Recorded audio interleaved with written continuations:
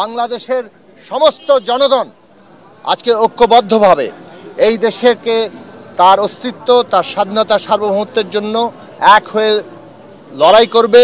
তার জন্য আমরা বলেছি এই ঐক্যের প্রকাশ হিসেবে সারা দেশে একটা দিবসে আমরা জাতীয় পতাকা হাতে আমরা সবাই দাঁড়াবো। এই বিষয়ে হয়তো দ্রুতই সিদ্ধান্ত আসতে পারে। আমরা বলেছি বাংলাদেশের বিরুদ্ধে ভারত সহ অনেক জায়গা থেকেই আমরা দেখতে পাচ্ছি একটা মিস ইনফরমেশন যুদ্ধ চলছে, অসত্যের যুদ্ধ চলছে। আমরা বলেছি সত্য দিয়ে আমাদেরকে এই যুদ্ধ মোকাবেলা করতে হবে।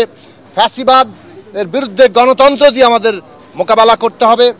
এই যে সাম্প্রদায়িক উস্কানির বিরুদ্ধে আমাদেরকে সম্প্রীতি, আমাদের দেশের সকল মানুষের, সকল ধর্মের, জাতির সকল মানুষের নিরাপত্তা নিশ্চিত করে ঐক্য আমাদের মোকাবেলা করতে হবে।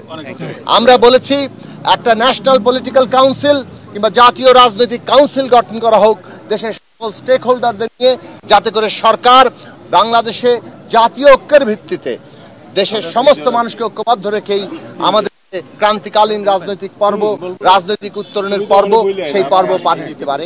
এই বিষয়গুলো দ্রুতই বাস্তবায়িত হবে আমরা আশা করি, এবং আরও বড় ঐক্য আমাদের দেশে জনগণের মধ্যে এই প্রতিষ্ঠিত আমরা করব আমাদের দেশকে রক্ষা করার জন্য, আমাদের দেশের মানুষের নিরাপত্তা নিশ্চিত করার জন্য।